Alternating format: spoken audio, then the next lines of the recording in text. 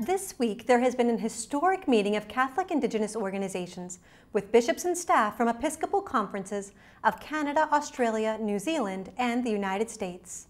The International Conference on Catholic Indigenous Ministry, or the ICCI, has been a remarkable occasion of dialogue, learning, and fellowship. Here with us today are Charlene Patton of the United States, Loraine Elliott of New Zealand, and Bishop Mark Hagemoen of Canada. Thank you for being here with us today. Let's start with just introducing ourselves. Charlene, would you mind introducing yourself and the work that you do with Indigenous communities here in the United States? I'm Charlene Patton. I work with the Tekakwitha conference. Saint Kateri Tekakwitha is our first Native American saint. She was canonized in 2012, and we have an organization that we meet frequently, and we have 6 regions through the United States, covering Canada, Alaska, and Hawaii. And we advocate for all Native Americans and Indigenous. We are evangelists, we have prayer groups, we just do everything that we can to help our Native people in whatever their needs might be. Wonderful. Thank you again for being here.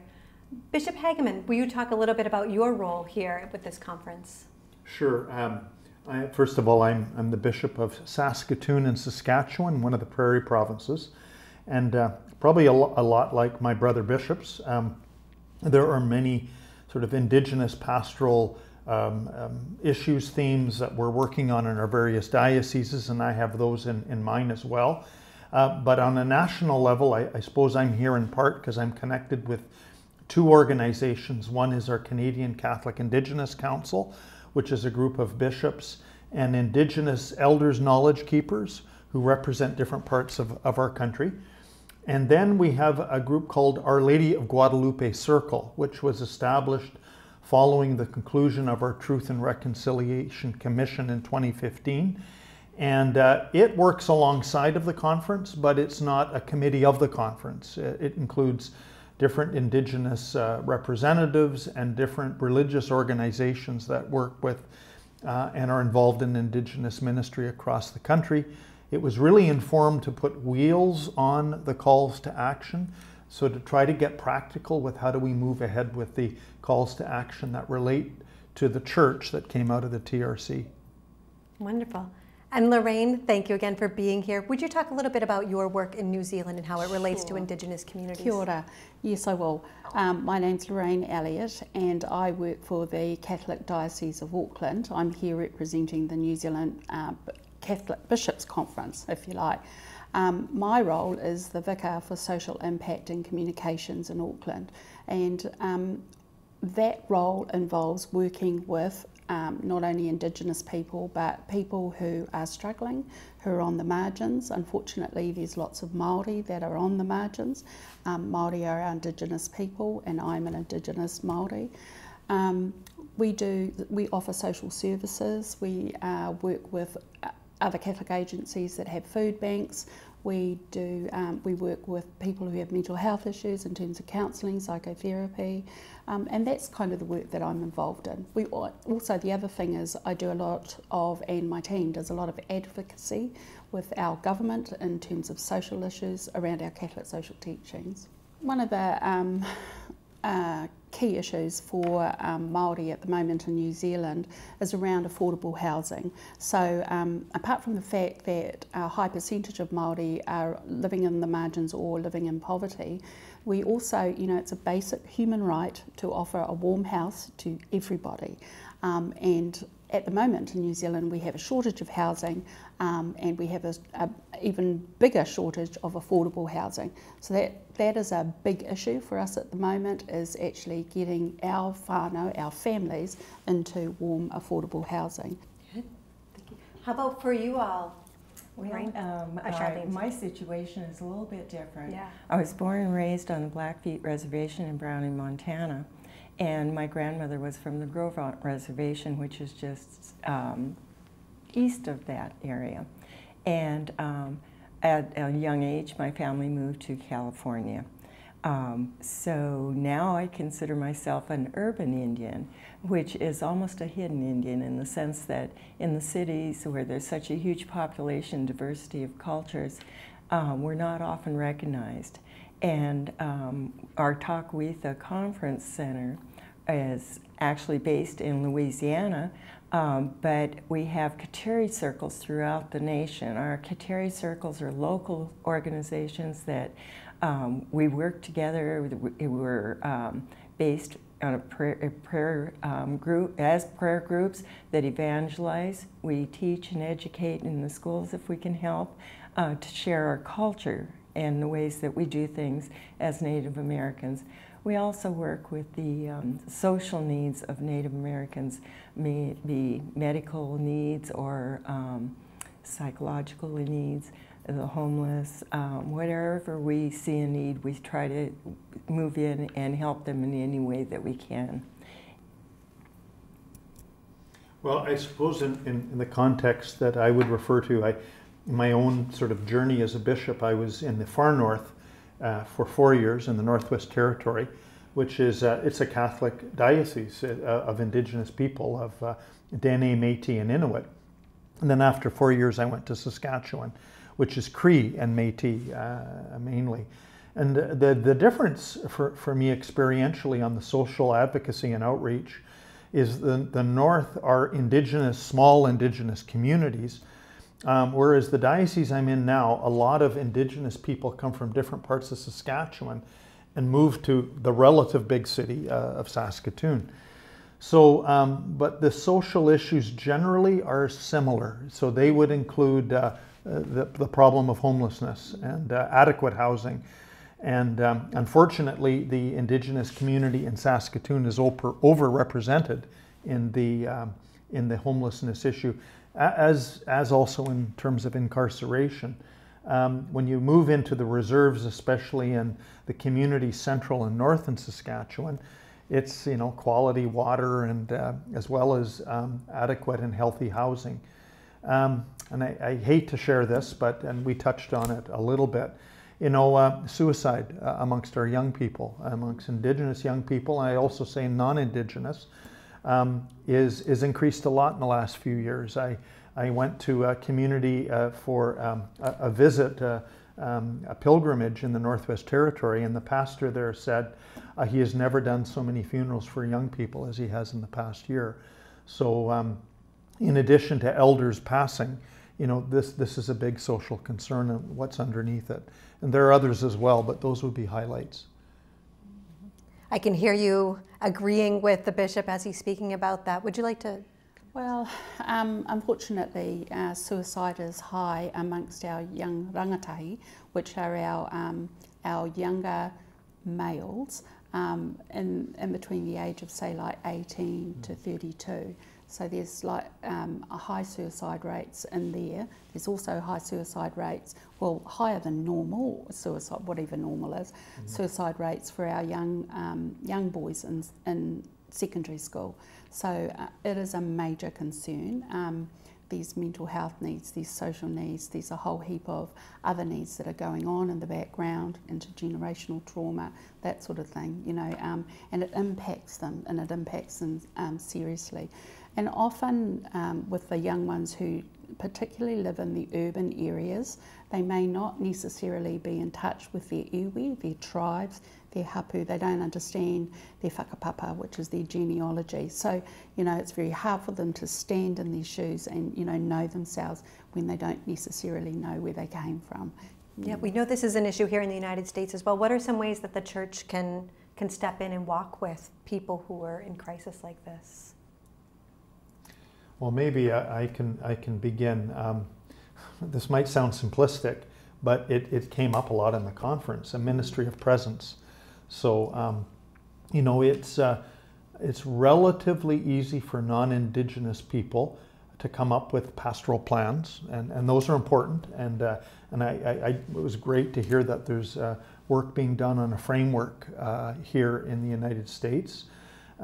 In Canada, I suppose the Truth and Reconciliation process, which was beyond the church, but it ended up having calls to action, as I mentioned earlier, that some of them addressing the church context specifically, that has actually been the basis for a kind of a framework for us. And so some of those calls to action address, and again, there are issues for the church, but beyond as well, you know, health and education, ways in which there is more education and formation for non-Indigenous people, including those working in the church in ministry roles, clergy and laity, to become aware of everything from the history of residential schools, some of the cultural features of especially Indigenous groups and spirituality and identity in the local regions as a basis to help animate and provide more respectful pastoral ministry and outreach. So that's a big starting point. There's other things in terms of youth and young adult ministry outreach. But a big theme that also came up in our conversation, I think, was the theme, not for us, but with us. Yeah. And so, so to not jump to kind of conclusions about what that ministry would look like, but to be involved in a conversation, dialogue, and a working together to implement some of these things. I almost have to add to that when you say urban, particularly in the urban communities, so many of our natives are feel isolated. They don't realize that there are so many others out there. And in our communities, most of the work that we do with them is by word of mouth, is how they get information and know that there are sources available to them. Medical facilities are available. They just have to be well advertised in order for these natives that are in the cities. At one time there was a relocation program within the native communities years ago. My own family participated in that. They sent natives from the reservations into the cities to give them job training and the opportunity to get better jobs and more income.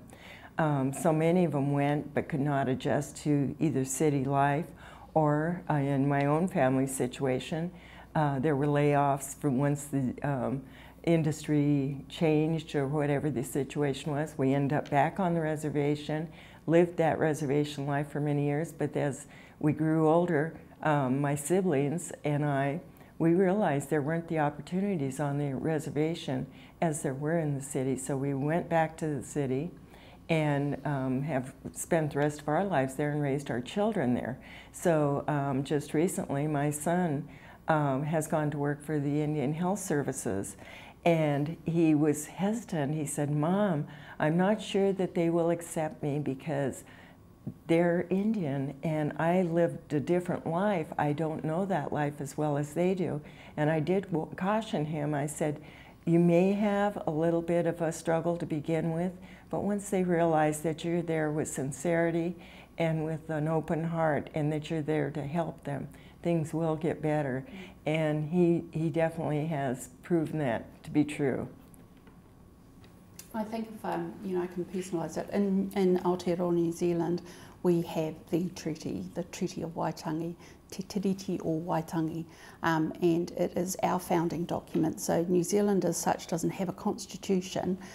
We have a whole heap of legal documents, and the founding document is the Treaty of Waitangi.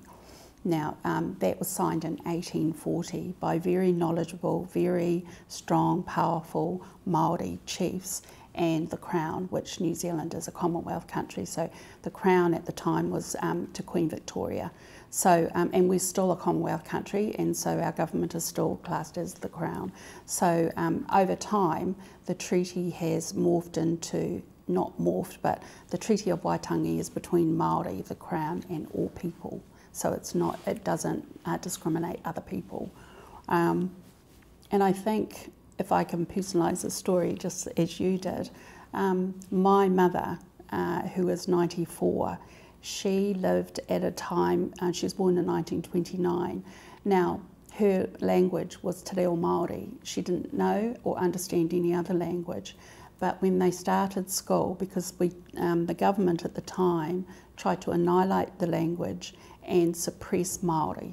So we had our own doctors, they were called tohunga, they were banned. So legislation was put in to cut that, legislation was put in, no Māori spoken at schools. So you can imagine living in a small village where the whole village were entirely Māori children, Māori families, going to school, and you had English-speaking English teachers, and they're talking to you in a foreign language, and you just sit there, and you know, it wasn't uncommon for children at the time to get caned, not strapped, caned, for speaking their own language. So much so to the point in 1970, we thought our language would become extinct. And so legislation was put in the 80s, and you know, the language was revived. So we created schools, kura kaupapa schools. We've got Catholic, you know, Māori Catholic schools where they taught the language, taught the reo right from when you started school, I suppose. But the personal story for my mum is that she was born in that era, so her culture, our culture, was suppressed, but she's now been able to see when treaty settlements have been had almost 100 years later, she sees the language revived, the culture revived, you know, and it's almost like a reconciliation for her, because she's come full circle, and she's so proud, you know, she's so proud that her grandchildren can speak the language, you know, that her children have learnt the language, learnt te reo Māori. And that's just one story of a lot of people, just like, you know, exactly. your mum and your grandmothers. I spoke to you earlier Yes. about my grandma said the biggest heartache of her life was that the one thing that she felt she regretted the most about going to boarding school was that she lost her language. They were away from the time they were young until 8th grade was as far as they went for education at that time. And by the time they'd go home, she couldn't have the rest of her life, she never had a conversation with her mother because her mother spoke only Indian and could not communicate back with them except for, you know, motions. And those children were so severely hurt by that that stayed with them all their lives, that they lost their language. Luckily, I think all across our nation in the United States, it's becoming, and probably Canada, it's becoming so much more visible how desperately they needed that language and that we need to bring it back. And most of the reservations that I'm aware of are working to bring their languages back. I think in a church sense, you know, when we have Mass, we can have full total immersion miha, which is Mass in te reo Māori, or most Masses that you attend throughout New Zealand now will incorporate te reo Māori. So the opening with the sign of the cross in te reo Māori, closing with the sign of the cross, including te reo Māori in the liturgy, in the music, you know, type things. So little by little it's filtering through. Probably for Māori not fast enough, but you know, again, little nuggets of hope, you know, happening all over the place.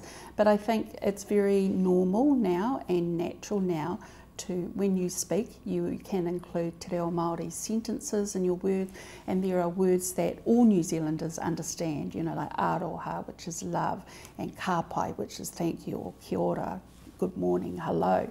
You know, most New Zealanders understand that. So, you know, that's a huge step forward for us, and especially for people like my mother who, you know, it was banned, you know, type thing, so, you know, it's coming back.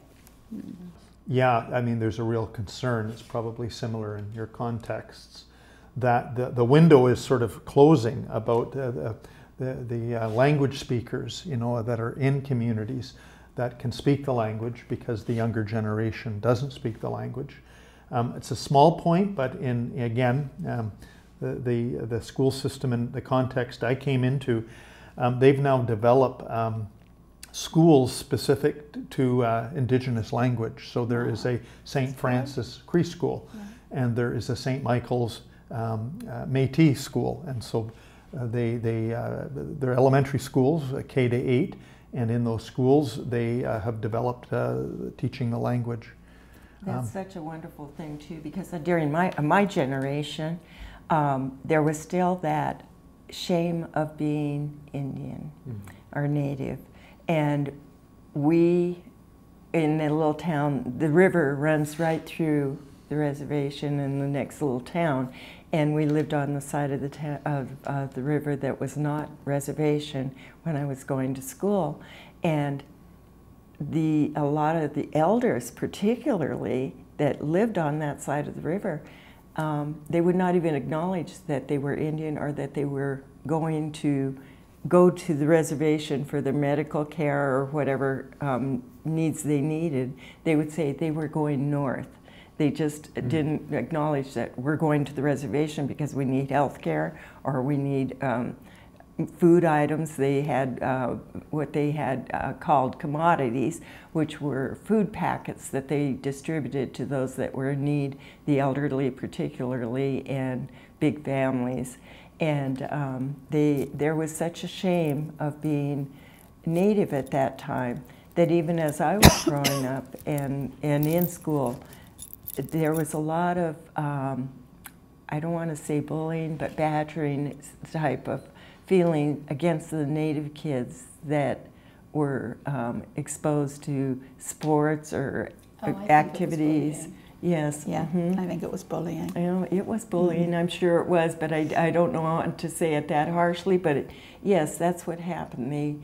They were forced out of programs that all children should have been had the opportunity to participate in, particularly sports. Most Native Americans, and I'm sure throughout the world,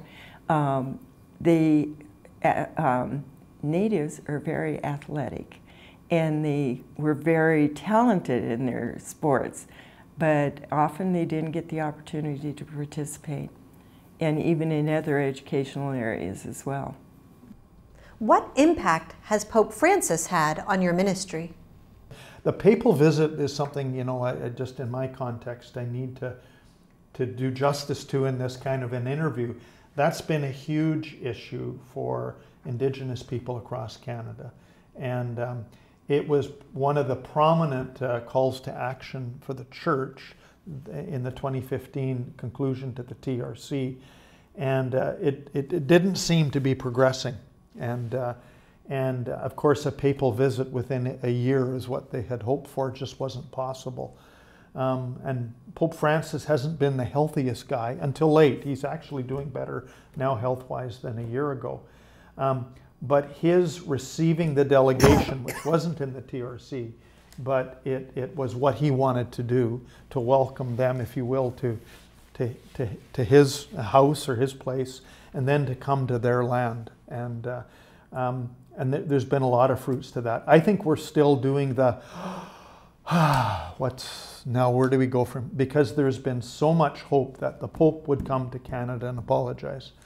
And apologize specifically to the Indian Residential School, as it was called, and also the associated worst examples of colonialism that the Church was a part of. And his apology in both cases was very articulate and heartfelt. I was sitting with delegates at the time that he gave it at Musquechies, and I could hear from a lot of the elders there, and many had tears in their eyes, some were fainting. You know, it was a very emotional event for many of them. And even though there's a desire to move forward now beyond the apology, people are still, I think, Indigenous and non-Indigenous, grappling with the what's next and not just jumping into activity. So it's really discerned well and discerned together. Yeah. Been a big event for us. Yeah.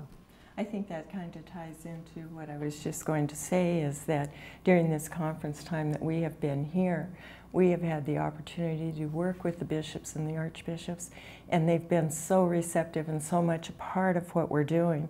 And I think as Natives, we appreciate that so much, because we are getting that opportunity to voice our concerns and needs and to offer our talents. The Natives innately are very generous and are willing to get in and do the work that needs to be done, but they have to be given the opportunity as well in the reception. And I have to thank all of the bishops and the archbishops for that, because they have come to our level and they're so understanding and so open in trying to help us get those messages across. Well, I thank you all very much for your time. Thank you, Kia ora. Loraine, Charlene and Bishop Hagemoen, thank you very much for sharing all of your time and your talents with us here today. Kia ora. God bless.